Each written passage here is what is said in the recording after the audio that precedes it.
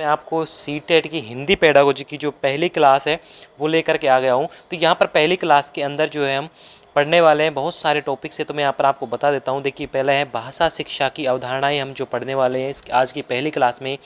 भाषा अर्जन पढ़ने वाले हैं। इसके बाद भाषा अधिगम पढ़ेंगे, अधिगम के प्रकार पढ़ेंगे, भाषा शिक्षण के सिद्धांत, भाषा के कार्य और भाषा विकास की बोलने एवं सुनने में भूमिका। तो ये सारे टॉपिक्स जो हम आज की पहली क्लास में कंप्लीट करने वाले हैं। तो चलिए एक एक टॉपिक को जो है एक एक कंटेंट को जो हम कंप्लीट करते हैं। तो फ्रेंड्स, इससे पहले आप वीडियो को अच्छी लगे तो वीडियो को लाइक कर दीजिए, चैनल पर नए हो तो चैनल को सब्सक्राइब कर लीजिए। तो चलिए शुरू करते हैं हिंदी पेडागोजी की एक एक टॉपिक को लेना हम स्टार्ट करते हैं। तो देखिए, पहले हिंदी पेडागोजी में जो है कुछ इंपॉर्टेंट्स जो है लाइन कही गई है, एक दो इम्पोर्टेंट लाइन है वो मैं आपको बता देता हूँ यहाँ पर, उनको पढ़ लेते हैं। उसके बाद हम एक एक टॉपिक्स कंटिन्यू करेंगे। तो पहला, हिंदी जो भारत की है वो एक राजभाषा है। तो ये आपको ऐसे कैसे नोट कर लेना, अपनी कॉपी में पेपर पेन अपने साथ लेके बैठे आप इसमें नोट कर लीजिए। आपका एक भी हिंदी पेडागोजी का क्वेश्चन बाहर से नहीं आएगा, सारे क्वेश्चन आपके यहीं से कंप्लीट होना है। लेकिन आपको रटना नहीं है, एक एक कंटेंट को एक एक टॉपिक को समझना है। समझ पर आधारित आजकल जो है सीटेट के क्वेश्चन आते हैं, ना कि रटने पर। तो आप एक एक टॉपिक को ध्यान से समझिए, एक एक लाइन को ध्यान से समझिए। तो हिंदी भारत की जो एक राजभाषा है, राजभाषा है ना कि राष्ट्रभाषा। तो आपको ध्यान रखना है, हिंदी भारत की क्या है, राजभाषा है, राष्ट्रभाषा नहीं है। दूसरी बात है कि संविधान की 8वीं जो अनुसूची है उसमें 22 भाषाएं शामिल की गई है। कौन सी अनुसूची में, 8वीं अनुसूची में 22 भाषाएं शामिल की गई। कौन कौन सी हैं, असमिया है, बांग्ला, गुजराती, हिंदी, कन्नड़, कश्मीरी, कोंकणी, मलयालम, मणिपुरी, मराठी, नेपाली, उड़ीसा, पंजाबी, संस्कृत, सिंधी, तमिल, तेलुगु, उर्दू, बोडो, संथाली, मैथिली और डोगरी। ये 22 भाषाएं आपको याद रख लेनी है, क्योंकि इन्हीं में से क्वेश्चन इस तरीके से पूछा जाता है कि संविधान की इनमें से कौन सी भाषा है जो संविधान की 8वीं अनुसूची में है। आपको ऑप्शन में जैसे मान लीजिए वहाँ ऑप्शन में दे दिया, ऑप्शन में आपको आ गया असमिया आ गया, ऑप्शन बांग्ला आ गया, गुजराती आ गया, और एक कोई सी भी अलग भाषा दे दी गई जो कि संविधान की 8वीं अनुसूची में नहीं है। तो और प्रश्न आ गया कि संविधान की 8वीं अनुसूची में कौन सी भाषा नहीं है। तो आपको इन तीनों को छोड़ करके जो चौथी भाषा है उसको टिक करना होगा। तो यहाँ पर इस तरीके से क्वेश्चन बनता है। तो इन 22 भाषाओं को आप याद कर लीजिए। तो संविधान की 8वीं अनुसूची में कितनी भाषाएँ शामिल हैं, 22 भाषाएँ शामिल हैं। ठीक है। नेक्स्ट कि भारतीय संविधान के अनुसार जो है इंग्लिश लैंग्वेज एक सहयोगी प्रशासनिक भाषा है। सहयोगी प्रशासनिक भाषा का मतलब कि हम एक तरीके से हिंदी को भी जो है अगर कन्वर्ट करके इंग्लिश में सीख सकते हैं धीरे धीरे, क्योंकि हम हिंदी सीख गए और मान लीजिए किसी के पास पहले इंग्लिश है, जैसे अब इंग्लैंड के कोई है व्यक्ति तो वो पहले सीखता है इंग्लिश, इंग्लैंड के व्यक्ति अब वो क्या करेगा, इंग्लिश से जो है ट्रांसलेट करके वो हिंदी को सीखना शुरू करेगा। तो इस तरीके से जो है एक इंग्लिश एक सहयोगी प्रशासनिक भाषा के तौर पर भी कार्य करती है। ठीक है। अगली है कि शास्त्रीय भाषाएं। अब वो 22 भाषाएं जो पढ़ी थी वो तो थी 8वीं अनुसूची में 22 भाषाएं। अब आपको यहाँ पर शास्त्रीय भाषाएं मतलब कि क्लासिकल लैंग्वेज भी आपको यहाँ पर याद करनी है।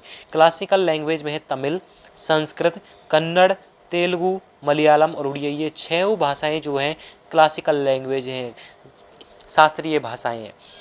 आरटीई के अनुसार राइट टू एजुकेशन मतलब राइट टू एजुकेशन शिक्षा का अधिकार अधिनियम 2009 के अनुसार मातृभाषा के माध्यम से अधिगम की अनुशंसा जो है क्लास 8 तक के लिए, मतलब कक्षा 8 तक जो बच्चा है उसको उसकी मातृभाषा में, उसकी क्षेत्रीय भाषा में ही पढ़ाना चाहिए, ना कि हिंदी उसकी क्षेत्रीय भाषा को छोड़कर किसी और लैंग्वेज में। तो क्लास 8 तक जो बच्चे को मातृभाषा में पढ़ाना चाहिए। ठीक है। अब हमारा टॉपिक भाषा शिक्षा की अवधारणाएं। अब देखिए, भाषा शिक्षा की अवधारणा में एक एक टॉपिक है, भाषा शिक्षा की अवधारणा। ठीक है।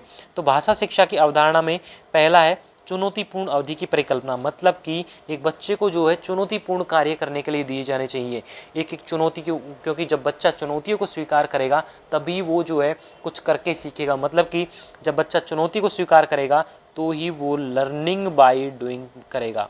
लर्निंग बाय डूइंग मतलब कि करके सीखेगा। जब चुनौतियों को एक्सेप्ट नहीं करेगा तो कुछ करना नहीं सीखेगा, और जब कुछ करेगा नहीं तो वो सीखेगा नहीं। तो इसलिए जब चुनौती बच्चे को एक्सेप्ट करेगा तो वो लर्निंग करेगा, मतलब कुछ करेगा, और उसके थ्रू जो वो लर्निंग बाय डूइंग मतलब कि कुछ सीखेगा। ठीक है। बोधगम्य निवेश, बोधगम्य निवेश का मतलब होता है कि बच्चे को अंडरस्टैंडिंग कराई जाए, बोधगम्य निवेश कराया जाए, उसकी समझ पर आधारित निवेश कराया जाए, उसे समझा कर पढ़ाया जाए, ना कि रटने पर। रटने को तो बिल्कुल भी ध्यान नहीं देना है। जहाँ भी रटना आ जाए आपको बिल्कुल इसको नेगेटिव वर्ड मानना है। रटना तो बिल्कुल नहीं है बच्चे को क्या करानी है, अंडरस्टैंडिंग करवानी है। अंडरस्टैंडिंग के थ्रू ही बच्चे को पढ़ाना है, ना कि रटने पर, ठीक है। सकारात्मक पुनर्बलन। अब सकारात्मक पुनर्बलन क्या होता है, देखिए सकारात्मक पुनर्बलन मतलब कि बच्चे को प्रोत्साहित करना है किसी कार्य के प्रति, ये नहीं कि उसे हतोत्साहित कर दिया, सकारात्मक पुनर्बलन देना है। अब सकारात्मक पुनर्बलन मतलब कि जैसे कि अब एक तो हम किसी बच्चा कोई कार्य को कर रहा है, ठीक है, जैसे कि बच्चा है, अब उसने मान लीजिए एक प्रश्न का उत्तर दिया तो आपने उसको एक गिफ्ट दे दिया, ठीक है। फिर उसने दूसरे प्रश्न का उत्तर दिया तो भी आपने एक गिफ्ट दे दिया, तीसरे प्रश्न का उत्तर दिया तो भी एक गिफ्ट दे रहे हैं। तो ये काम आपको नहीं करना है, बल्कि क्या करना है कि जैसे कि मान लीजिए किसी ने साल भर के अंत में, या फिर जो एक बच्चे ने 10 लगातार जो 10 प्रश्नों के या फिर कोई भी 10 प्रश्नों के आंसर दे दिए उसने समझ पर आधारित करके, तो आपको उसको एक प्राइज़ दे देना चाहिए। ये नहीं कि हर प्रश्न पर, अगर आप हर प्रश्न के उत्तर देने के बाद एक प्राइज़ देंगे तो ये उसका नेगेटिव पुनर्बलन होगा, मतलब कि नेगेटिव रेइंफोर्समेंट होगा, नकारात्मक पुनर्बलन होगा, जो कि बच्चे को नहीं करना है। क्योंकि ऐसा करने से जो बच्चे की में हीन भावना आ जाती है, हीन भावना मतलब कि बच्चा सिर्फ उसको लेने के लिए अट्रैक्टिव होगा, लेकिन उसको कुछ करने के लर्निंग बाय डूइंग नहीं कर पाएगा। तो इसलिए बच्चे को सकारात्मक पुनर्बलन देने चाहिए। अब मान लीजिए आप सीटेट की ही तैयारी कर रहे हैं, तो ये थोड़ी कि आप हर प्रश्न का आंसर देते जा रहे हैं तो मैं आपको शाबाशी दूँ, नहीं, बल्कि आप जब सीटेट का प्रश्न पेपर क्वालिफाई कर लोगे तो उसके बाद जब आपको क्वालिफाई, जो आपको शाबाशी मिलेगी वो उसके बजाय ज़्यादा बेटर होगी, वो उसके बजाय आपको सकारात्मक पुनर्बलन देगी। अब मैं आपको हर प्रश्न का जवाब दें, आप मेरे हर प्रश्न का जवाब दोगे और मैं आपको एक प्राइज़ दूं हर बार प्रश्न के बाद, तो आप सोचोगे कि ये प्राइज़ तो सर हर बार देते हैं। लेकिन अगर मैं वहीं आपको एक ही प्राइज़ दूँ सीटेट के पेपर के पास होने के बाद, जो कि आपका टारगेट है, तो वहाँ पर आपको ये रहेगा कि ये जो अचीव है, ये इस गोल को हम भी प्राप्त करें, इस प्राइज़ को हम प्राप्त करें, तो उसमें एक अलग ही मजा है। तो यहाँ पर बच्चे को जो है सकारात्मक पुनर्बलन दिया जाना चाहिए, या कि नकारात्मक पुनर्बलन, ठीक है। तो यह भाषा शिक्षा की अवधारणा है। अब देखिए भाषा अर्जन, अगला टॉपिक आ गया भाषा अर्जन। अब भाषा अर्जन लैंग्वेज एक्विजिशन। अब लैंग्वेज एक्विजिशन मतलब कि जो बच्चा है भाषा को अर्जित करता है, जो कि उसमें क्षमता जन्मजात होती है। अब जन्मजात मतलब कि भाषा अर्जन कहाँ करता है बच्चा, अपने घर में, मतलब अपने परिवार में रह करके। पहली तो भाषा अर्जन कहाँ रह करके करता है बच्चा, परिवार में, मतलब कि अपने माता पिता के पास में, ठीक है। और वो भी कैसे होती है, स्वतः होती है। भाषा अर्जन की प्रक्रिया क्या होती है, स्वतः होती है। उसके परिवार में रह करके सीखता है बच्चा, अपने आस पड़ोस में रह करके सीखता है, जिसको सीखने में किसी प्रकार के व्याकरण की आवश्यकता नहीं होती। उसको सीखने के लिए बच्चे को किसी प्रकार के व्याकरण की आवश्यकता नहीं होती, औपचारिक साधनों की आवश्यकता नहीं होती, मतलब कि उसको बिना सीखे ही हम उस भाषा को अर्जित कर लेते। जैसे कि बच्चे के सामने उसके माता पिता या आस पड़ोस जैसा बोलते हैं वैसा ही वो बोलने का करता है, उनका अनुकरण करते हैं, सीखता है, और उसके थ्रू वो बच्चा भाषा बोलना सीख जाता है। तो वही चीज़ यहाँ पर है, देखिए कि बच्चा जो है, भाषा अर्जन एक ऐसी प्रक्रिया है जिसके अंतर्गत बच्चा अपने आसपास के वातावरण, परिवार में रहकर भाषा को सीखता है। मतलब कि बच्चा अपने आसपास का वातावरण, मतलब कि आस पड़ोस हो गए जो भी हैं, और परिवार में मतलब माता पिता, भाई बहन या चाचा चाची, दादा दादी, उनकी साथ में रह करके जो है भाषा को सीखता है, ठीक है। वह दूसरों का अनुसरण करके भाषा को सीखता है, मतलब कि जैसा बड़े बोलते हैं वैसा ही वो बच्चा है जो बोलने की कोशिश करता है। और यह एक प्राकृतिक प्रक्रिया है, मतलब कि एक जन्मजात प्रक्रिया है, इसमें कोई कृत्रिम तरीका नहीं अपनाया जाता है। जब छोटा बच्चा धीरे धीरे उसका विकास होता जाता है तो अपने आप ही जो बड़ों का अनुसरण करके भाषा सीखता जाता है। इसके लिए कोई औपचारिक साधनों की आवश्यकता नहीं होती, मतलब कि किसी भी तरह की बुक्स की, व्याकरण की, TLM की, टीचिंग लर्निंग मटेरियल की, किसी भी प्रकार की सामग्री की आवश्यकता नहीं होती। ये क्या होती है, इसे ही कहते हैं हम एक मातृभाषा या फिर क्षेत्रीय भाषा होती है, जो कि अपने परिवार, आस पड़ोस या फिर माता पिता के पास में रहकर जो सीखी जाती है उसे हम क्षेत्रीय भाषा या फिर मातृभाषा कहते हैं। तो मेरे ख्याल से आपको यहाँ पर भाषा अर्जन का जो टॉपिक है वो समझ आ गया होगा। अब भाषा अर्जन से संबंधित कुछ महत्वपूर्ण बिंदु है कि भाषा अर्जन से संबंधित महत्वपूर्ण बिंदु देखिए, भाषा अर्जन जो कहाँ रहकर किया जाता है, एक तो परिवार में, मतलब कि परिवार में, आस पड़ोस में, वहाँ से रह कर के सीखा जाता है। भाषा अर्जन की प्रक्रिया कैसी होती है, स्वाभाविक होती है। भाषा अर्जन की प्रक्रिया स्वाभाविक होती है और कैसी होती है, सरल होती है। भाषा अर्जन की प्रक्रिया जो है अपने आप होती है, स्वाभाविक सरल हो गई। भाषा अर्जन की प्रक्रिया प्राकृतिक होती है। भाषा अर्जन के लिए किसी प्रकार के औपचारिक साधनों की आवश्यकता नहीं होती, औपचारिक साधनों की आवश्यकता नहीं होती, हम अपने आप ही सीख जाते हैं भाषा को। तो वही जो इम्पोर्टेंट पॉइंट है वो यहाँ पर है। देखिए, भाषा अर्जन की जो प्रक्रिया है, भाषा अर्जन की जो प्रक्रिया है वो सहज और स्वाभाविक होती है। किसी प्रकार की व्याकरण की इसमें आवश्यकता नहीं होती। सहज और सरल, सहज और स्वाभाविक मतलब कि जन्मजात होती है, हम उसे अपने आप सीखते जाते हैं। जैसे जैसे बड़े का अनुसरण करते हैं वैसे वैसे हम भाषा को सीख जाते हैं। इसमें किसी भी प्रकार के व्याकरण की आवश्यकता नहीं होती। जब बच्चा छोटा होता है तो वो कोई व्याकरण का उपयोग नहीं जानता, वो सिर्फ भाषा को समझना जानता है, वो सिर्फ भाषा को बोलना जानता है, लेकिन उसको कोई व्याकरण की आवश्यकता नहीं होती, वो अपने आप ही जो उसको सीख जाता है। ठीक है। भाषा अर्जन में सर्वाधिक महत्व परिवार व समाज का होता है। मतलब कि जब बच्चा छोटा होता है शुरू में कहाँ होता है, परिवार में, और परिवार के बाद में वो कहाँ आता है, समाज में, मतलब कि अपने आस पड़ोस में, तो वो समाज हो गया। तो भाषा अर्जन में सर्वाधिक महत्व किसका होता है, परिवार और समाज का होता है। ठीक है। ये हो गए भाषा अर्जन से संबंधित इंपोर्टेंट बिंदु जो कि आपको याद रखने। यहाँ से आपका पेपर में पक्का क्वेश्चन आता है भाषा अर्जन और भाषा अधिगम से। अब नेक्स्ट टॉपिक है भाषा अधिगम। अब देखिए, भाषा अधिगम क्या होता है। भाषा का मतलब तो होगी हमारी भाषा, और अधिगम का मतलब होता है सीखना, कि जो भाषा हमारे द्वारा सीखी जाती है उसको कहते हैं भाषा अधिगम। अब हम भाषा कौन सी सीखते हैं, जैसे कहाँ से सीखते हैं हम, स्कूल से। तो भाषा अधिगम का पहला पड़ाव कहाँ हो जाता है, स्कूल। और जबकि भाषा जो अर्जन की हमने अर्जित की भाषा, उसका पहला पड़ाव कहाँ था, परिवार। अब हम भाषा अधिगम कर रहे हैं तो इसका पहला पड़ाव मतलब कि भाषा कहाँ से सीखेंगे हम, स्कूल से सीखेंगे। तो अधिगम का तात्पर्य, इसमें अधिगम का तात्पर्य होता है सीखना। और किसी भी प्रकार के अधिगम मतलब कि जो लर्निंग की क्रिया है, सीखने की क्रिया है, वो क्या चलती है, जीवन भर चलती है। मतलब कि जन्म से लेकर के मृत्यु तक की जो क्रिया है वो अधिगम की चलती रहती है, जीवन भर अधिगम चलता रहता है।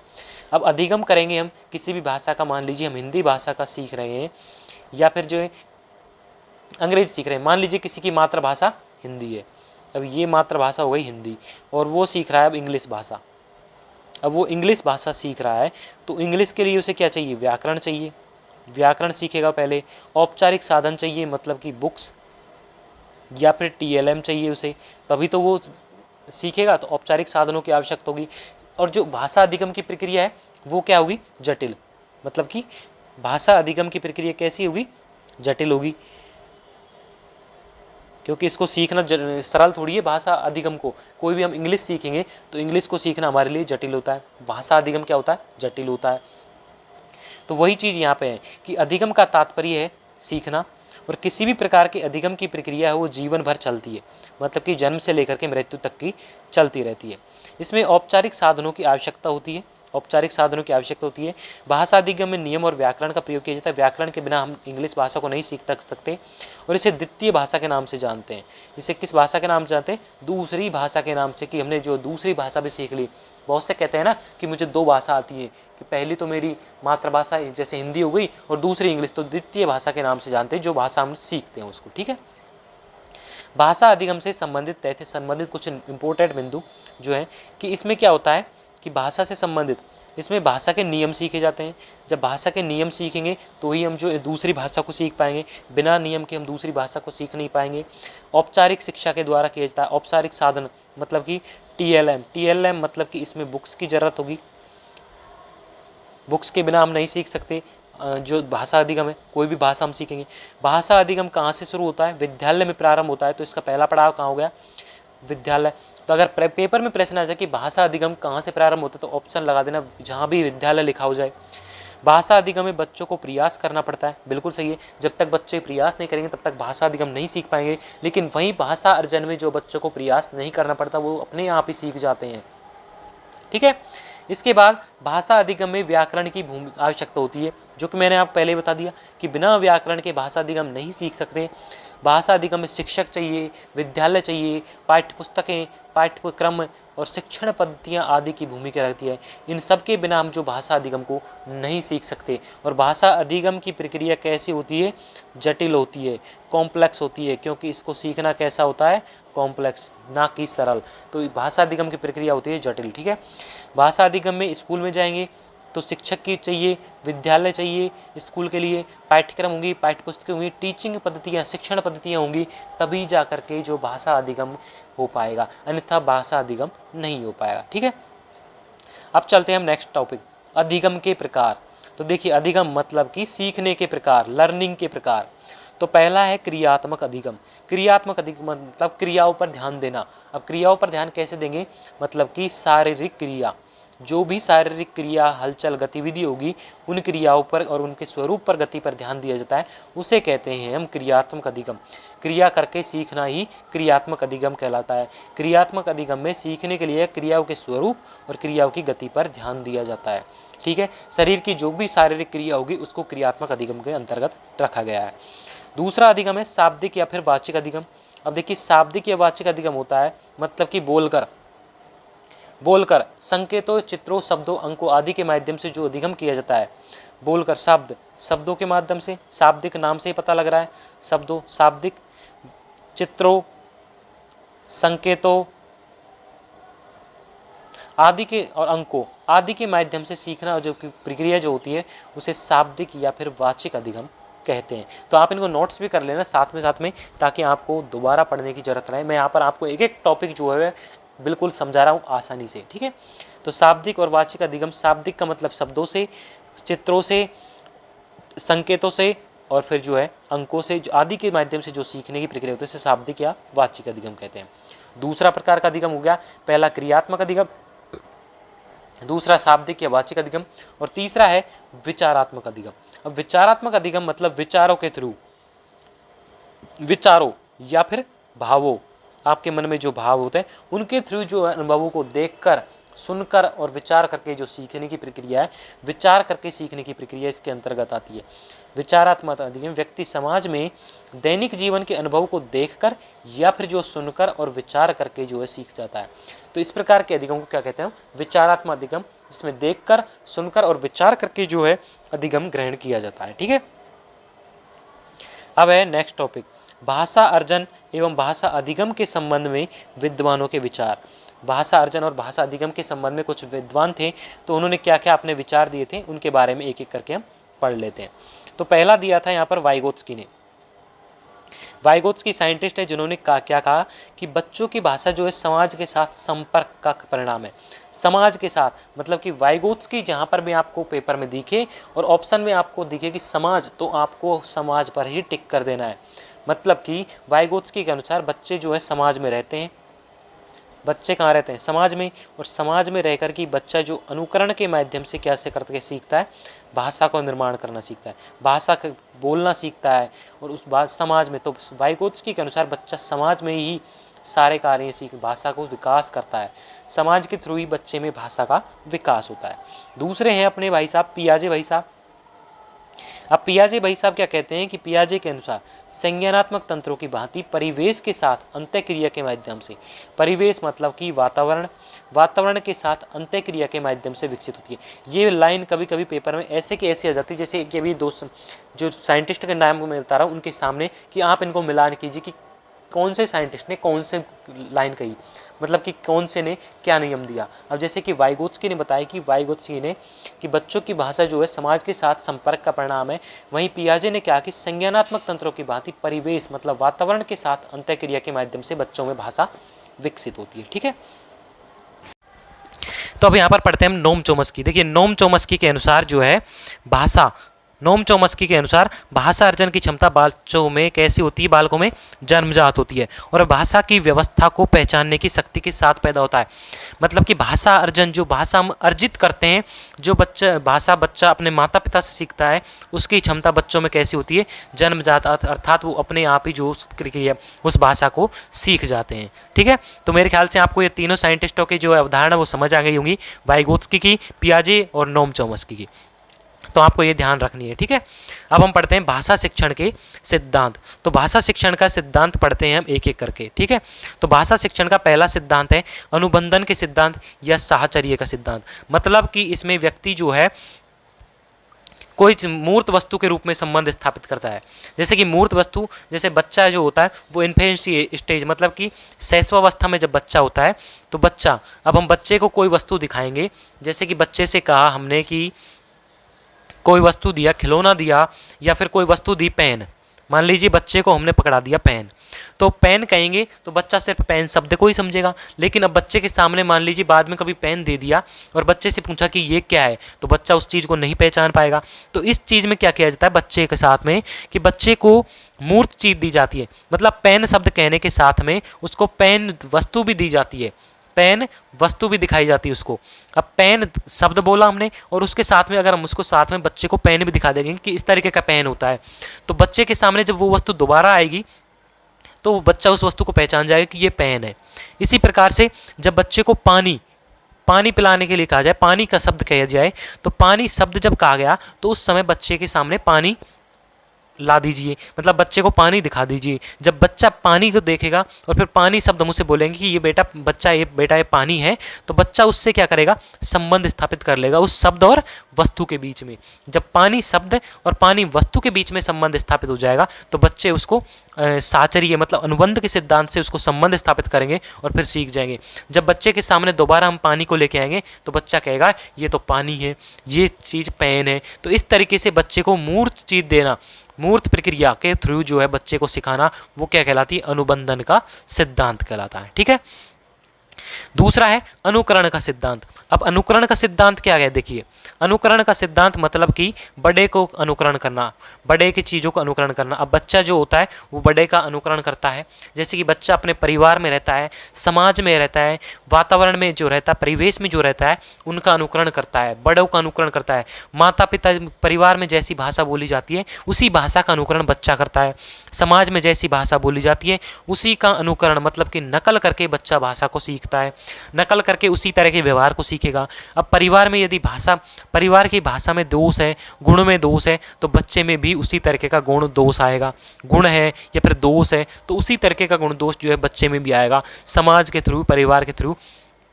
तो बच्चे का जो गुण दोष है वो समाज और परिवार पर निर्भर करता है, क्योंकि बच्चा किस प्रकृति के थ्रू सीख रहा है, अनुकरण की प्रवृत्ति के थ्रू सीख रहा है। और जब बच्चा अनुकरण की प्रवृत्ति के थ्रू सीखता है तो उसमें जो भी गुण दोष आएगा वो किसके थ्रू आएगा, अनुकरण की प्रवृत्ति के थ्रू जो आएगा वो कहाँ से आएगा, परिवार और समाज से ही आएगा। ठीक है। तो अब नेक्स्ट सिद्धांत पढ़ते हैं हम। नेक्स्ट है अभिप्रेरणा एवं रुचि का सिद्धांत। अभिप्रेरणा, रुचि या फिर पुनर्बलन का, रेनफोर्समेंट का थ्योरी। ठीक है। तो रेनफोर्समेंट थ्योरी क्या होती है, देखिए यहाँ पर समझते हैं। अब देखिए अभिप्रेरणा, रेनफोर्समेंट। देखिए अभिप्रेरणा का मतलब होता है रुचि या फिर रुचि का सिद्धांत। अब रुचि का सिद्धांत का मतलब क्या होता है, ये देखिए जब बच्चे को किसी कार्य के लिए हम सफलता अभिप्रेरित करती हैं, किसी कार्य की सफलता हम अभिप्रेरित करती है कि हम और कार्य को बेहतर करें, और किसी कार्य की असफलता, किसी कार्य की सफलता उसमें हम उस कार्य में कितनी रुचि लेते हैं। अब कोई कार्य बच्चा करेगा, अब जैसे बच्चा मान लीजिए लर्निंग सीख रहा है, अधिगम सीख रहा है। अब आप यहाँ पर सीटेट की तैयारी करने के लिए आइए, मान लीजिए आप यहाँ पर आए हैं सीटेट की तैयारी। अब मान लीजिए आप इनर मोटिवेटेड नहीं होते तो आप सीटेट की तैयारी करने यहाँ पर नहीं आते, और इनर मोटिवेट नहीं होते तो सीटेट की, ना तो आप सीटेट की तैयारी करते, ना ही आप यहाँ पर मेरी वीडियो इस वक्त देख रहे होते, मुझे देख रहे होते। तो यहाँ पर ध्यान रहे कि जब तक बच्चा इनर मोटिवेटेड ना होगा, रुचि नहीं लोगे, तब तक आप उस वस्तु में जो भी कार्य आप कर रहे हो उसमें जब तक रुचि नहीं लोगे, अपने आप को अंदर से प्रोत्साहित नहीं करेगा उस कार्य को सीखने के लिए, तब तक आपको सफलता नहीं मिलेगी। तो किसी कार्य की सफलता, अब आपको करना है सीटेट का पेपर पास, तो आपको यहाँ पर इस चीज़ की सफलता है कि हम सीटेट का पेपर पास हो जाएगा अगर हम मेहनत करेंगे। तो यहाँ पर आपकी मेहनत ही जो रंग लाएगी, तो आप सीटेट की सफलता के लिए ही कार्य कर रहे हैं, आपके अंदर रुचि है, आपके अंदर कार्य को करने के लिए जो है अभिप्रेरणा है, मोटिवेशन है, इनर मोटिवेशन। तो यहाँ पर अभिप्रेरणा रुचि का सिद्धांत मतलब आपके अंदर मोटिवेशन होना, इनर मोटिवेशन, आपकी अभिप्रेरणा, आप कितनी रुचि लेते हैं उस कार्य को करने के लिए। तो आपकी सफलता इस कार्य पर निर्भर करती है कि आप उस कार्य के प्रति कितना जो रुचि लेते हैं। बालक का शिक्षा के प्रति रुचि और उत्साह उसे सीखने के लिए प्रेरित करता है। अब जब आप में रुचि और उत्साह होगा तो आप उस कार्य में सीखने के लिए उत्सुक हो गए। अब आप सीटेट का पेपर पास करने के लिए यहाँ पर पढ़ने आए तो आपके अंदर रुचि है, उत्साह है, तभी तो आप यहाँ पर सीटेट के लिए सीखने के लिए आए हैं। अतः शिक्षण, अब सीटेट के लिए आपको क्या क्या जरूरी है, पाठ्य पुस्तक चाहिए, पाठ्यक्रम चाहिए, पाठ्य सामग्री होगी, और फिर उसका निर्माण चयन बच्चों के अनुरूप रुचि के अनुसार होना चाहिए। मतलब कि अब आप सीटेट की तैयारी करने आए हो यहाँ पर, अगर यहाँ पर सीटेट की तैयारी करने आए हैं आप, तो अगर मैं आपको यहाँ पर सीटेट के अलावा किसी और की मान लीजिए मैं यहाँ पर एसएससी की तैयारी करवाऊँ आपको, और आप तैयारी करना चाहते हैं सीटेट की, आप तैयारी किसकी करना चाह रहे हैं, सीटेट की, और मैं तैयारी करवा रहा हूँ आपको एसएससी की, तो आप मेरी वीडियो थोड़ी देखोगे, आपको तो सीटेट के ही नोट्स चाहिए ना। तो सीटेट की सामग्री चाहिए, पाठ्य सामग्री, पाठ्य वस्तु भी आपको सीटेट की चाहिए। सीटेट के थ्रू आपने जो अपनी प्लानिंग कर रखी है कि किस तरीके से हम, इस तरीके से कि हम पहले नोट्स पढ़ेंगे, उसके बाद हम प्रीवियस ईयर के क्वेश्चन करेंगे, और तब तक जो हमारे फिर मॉक टेस्ट लगाएंगे, तो तब आपने एक प्लानिंग कर ली कि इस तरीके से हम पढ़ेंगे तो हमारा जो है पेपर पास हो जाएगा। तो आप में क्या है कि आपने अपने अनुसार रुचि बना रखी है, तो उसी तरीके से बच्चों को सीखने के लिए भी पाठ्य सामग्री चाहिए, पाठ्य वस्तु चाहिए, और उसका निर्माण और चयन जो कैसा होना चाहिए, बच्चों की रुचि के अनुसार होना चाहिए। बच्चों की रुचि के अनुसार होगा तो उसे सदैव सीखने के लिए प्रेरित करते रहना चाहिए, बच्चे को इनर मोटिवेटेड करना चाहिए कि बेटा इस तरीके से ये कार्य करोगे तो आप इस तरीके से जल्दी सीखोगे। तो इस तरीके से जो है सीखने के लिए बच्चों को प्रेरित करना चाहिए। तो ये हो गया अभिप्रेरणा, रुचि या पुनर्मलन का सिद्धांत। अगला है क्रियाशीलता का सिद्धांत। क्रियाशीलता का मतलब है कि क्रिया मतलब कि शारीरिक गतिविधि के थ्रू सीखना। अब शारीरिक गतिविधियों के थ्रू सीखना कैसे कि जब बच्चा कोई शारीरिक क्रिया करेगा तो शारीरिक क्रिया के थ्रू ही जो बच्चा सीखेगा। अब शारीरिक क्रिया के थ्रू जब बच्चा सीखेगा तो वो कैसा करेगा, लर्निंग बाय डूइंग, मतलब कि खुद करके सीखेगा। और जब लर्निंग बाय डूइंग करके सीखेगा तो उसमें क्या होगी, शारीरिक क्रिया होगी, और शारीरिक क्रिया करने से बालक को सदैव खुद से करके सीखने के पर्याप्त अवसर उपलब्ध कराना चाहिए।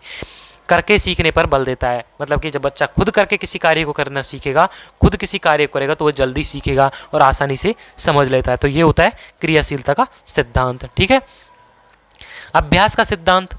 अब अभ्यास का सिद्धांत देखिए, अभ्यास का मतलब है रिपीटेशन का।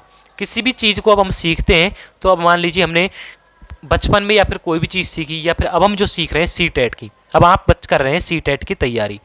अब सीटेट के मान लीजिए आपने नोट्स पढ़ लिए पहले, ठीक है, आपने नोट्स पढ़ लिए। अब जब आप उसको रिपीट नहीं करोगे, नोट्स पढ़ने के बाद में आपने प्रीवियस ईयर के क्वेश्चन लगा लिए, उसके बाद आपने मान लीजिए मॉक टेस्ट भी कर लिए, ठीक है। अब आपका एग्जाम आने वाला है कुछ में, मतलब कि अब आपका कुछ 2-5 दिन बचे हैं, 2-5 दिन, तो आप क्या करेंगे कि सीटेट्स के नोट्स को आप दोबारा रिवाइज करेंगे, प्रैक्टिस करेंगे, अभ्यास करेंगे कि कहीं हम चीज़ों को भूल तो नहीं गए। तो अभ्यास करेंगे आप, उसके लिए दोबारा पढ़ेंगे उन चीज़ों को।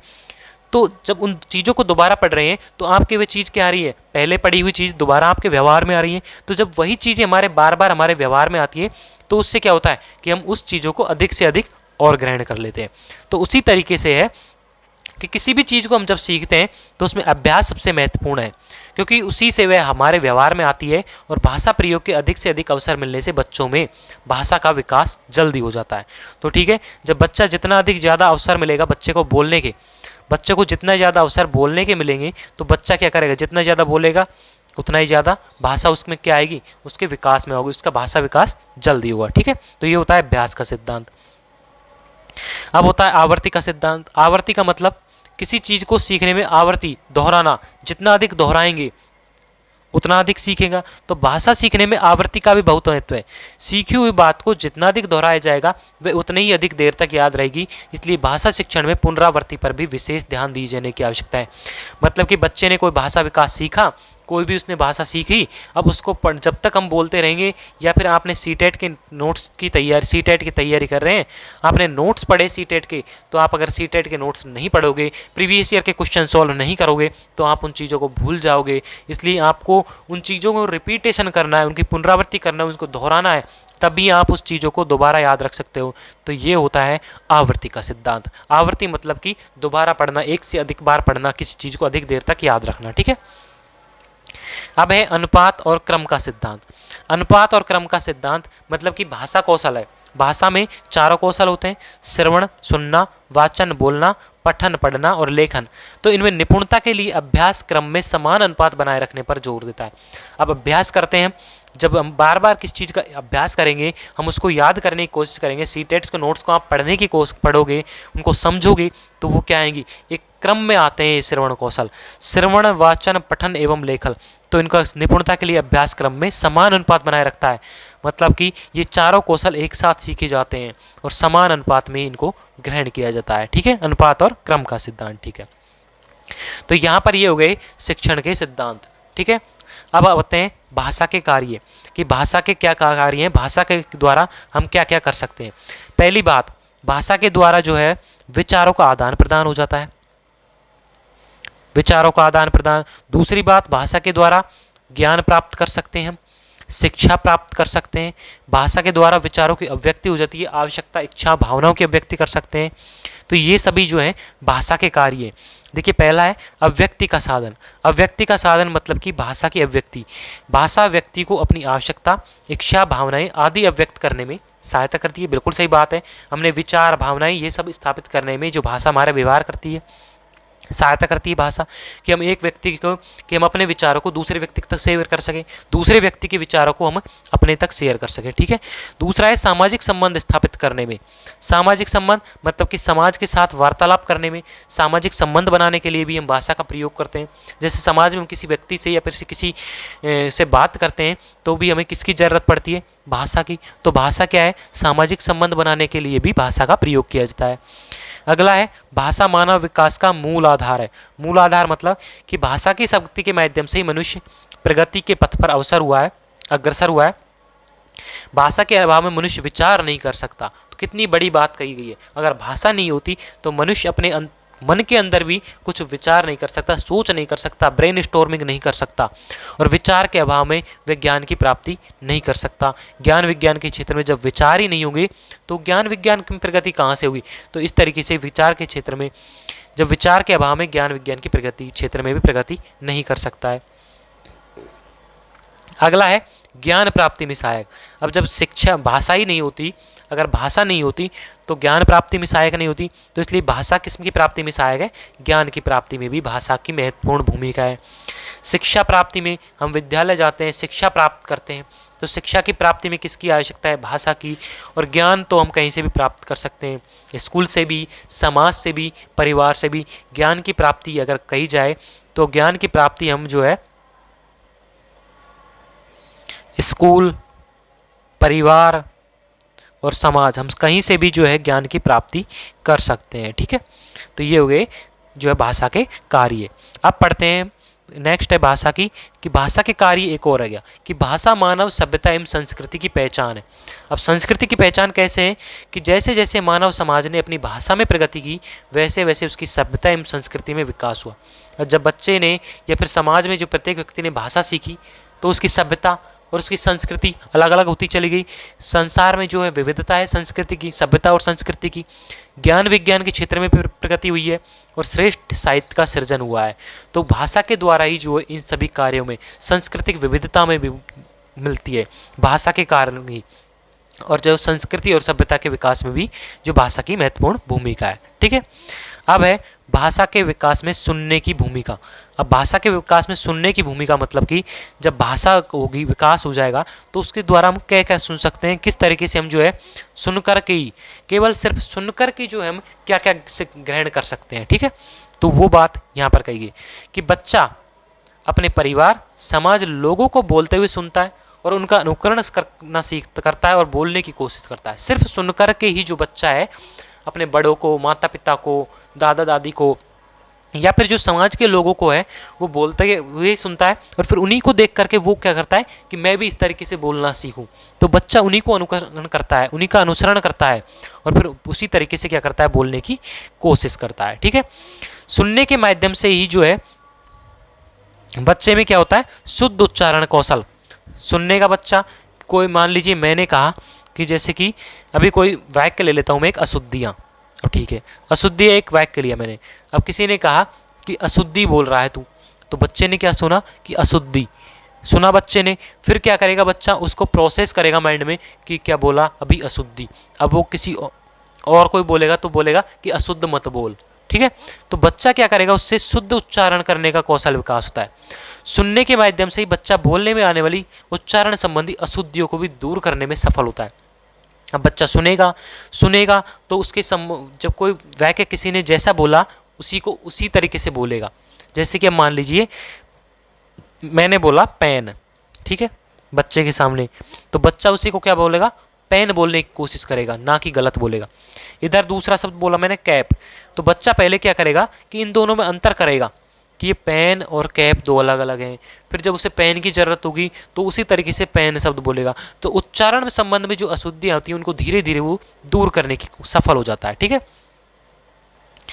सुनने के माध्यम से ही जो है एक बालक के शब्द भंडार में, उसके शब्दों का भंडार में जो है वृद्धि होती है, और जिससे उसकी भाषा विकास में भी वृद्धि होती चली जाती है। ठीक है, सुनना जो है ध्वनि के विभेदीकरण का सबसे अच्छा माध्यम है। ध्वनि के विभेदीकरण का मतलब कि ध्वनि में अलग अलग जो ध्वनियाँ आती है उसके विभेदीकरण का जो सबसे अच्छा माध्यम है। सुनकर के द्वारा जो बालक है स्वर के उतार चढ़ाव को सीख जाता है। अब जब बालक सूखनेगा तो हम क्या करते हैं, जैसे कि कभी तो हम धीरे बोलते हैं, कभी हम तेज बोलते हैं, तो बालक उसी तरीके का व्यवहार सीखता है कि कब हमने शब्दों का जो है उतार मतलब कि धीमी आवाज़ में प्रयोग किया, कब हमने जो है शब्दों का तेज आवाज़ के साथ में प्रयोग किया। जब गुस्सा आ जाता है तो व्यक्ति तेज आवाज़ के साथ में प्रयोग करता है, और जब नॉर्मली बात करता है तो धीमी आवाज़ में बात करता है। तो बालक जो है उस शब्दों के उतार चढ़ाव को भी सीख जाता है। ठीक है, नेक्स्ट है कि सुनने के माध्यम से जो है बच्चा दूसरों की भावनाओं और विचारों को जान पाता है। अब दूसरे के विचारों को, जैसे मैं आपको पढ़ा रहा हूँ या सी-टेट का, तो आप मेरे विचारों को जान रहे हो कि टीचर क्या बोल रहा है, ठीक है, सर क्या बोल रहे हैं, तो उस तरीके से आप मेरी भावनाओं विचारों को जान पा रहे हैं। मैं जैसा बोल रहा हूँ वैसा ही आप सुन रहे हो। ठीक है, तो ये होता है बच्चा जो है सुनने के माध्यम से ही दूसरों की भावना और विचारों को जान पाता है। अगला है सुनना भाषा अन्य कौशलों के विकास में भी सहायक होता है। अन्य भाषा कौशल कैसे कि जो है लिखना है, पढ़ना है और बोलना, तो इन सभी के कौशल में भी क्या होता है, सहायक होता है सुनना। ठीक है, तो सुनना है वो लिखना, पढ़ना और बोलने के कौशल में भी सहायक होता है, जैसे वाचन कौशल, लेखन कौशल में विकास में होता है। ठीक है, तो ये सभी सुनना और अन्य कौशल के विकास में भी सहायक होता है। अब ये तो हो गई सुनने में भूमिका भाषा कौशल विकास की। अब है भाषा विकास में बोलने की भूमिका। अब मतलब कि बच्चा बोल करके जो है खुद क्या क्या करके बोल करके जो है, अब मान लीजिए बच्चा है वो बोल करके क्या क्या कर सकता है, तो बोल करके तो पहले तो वो अपने विचारों, बोल करते क्या करेगा, वो अपने विचारों को दूसरों के साथ आदान प्रदान करेगा, बोलने से शुद्ध उच्चारण होगा उसका। ठीक है, तो ये सभी चीज़ें जो बच्चा बोल करके करेगा, बोल करके भी जो उसके शब्द भंडार में वृद्धि होगी, उसकी अशुद्धियों में कमी आएगी, तो बच्चा इन सभी के द्वारा जो है बोल करके इनमें भूमिका निभाता है। तो पहला, बोल करके जो बच्चा अपनी भावनाओं और विचारों को दूसरों के साथ में अभिव्यक्त कर सकता है। ठीक है, बोलने से ही जो बच्चा है वो शुद्ध उच्चारण सीखता है।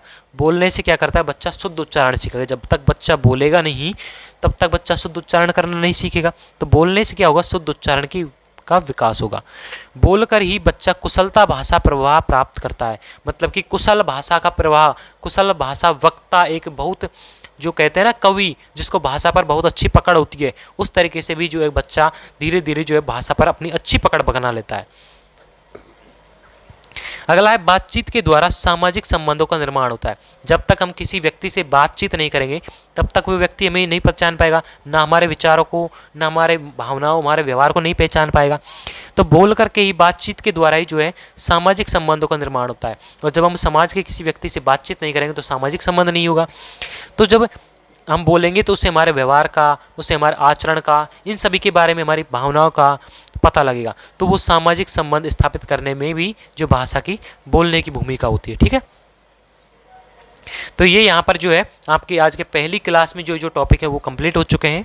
तो फ्रेंड्स, आपको वीडियो अच्छी लगी हो तो वीडियो को लाइक कर दीजिए, चैनल पर नए हो तो चैनल को सब्सक्राइब कर लीजिए, और आपको अगली सी-टेट की जो और इम्पोर्टेंट नोट्स हैं, टॉपिक हैं, वो आपको अगली क्लास में मिलेंगे। तो फिलहाल आज के लिए इतना ही, मिलते हैं अगली वीडियो में।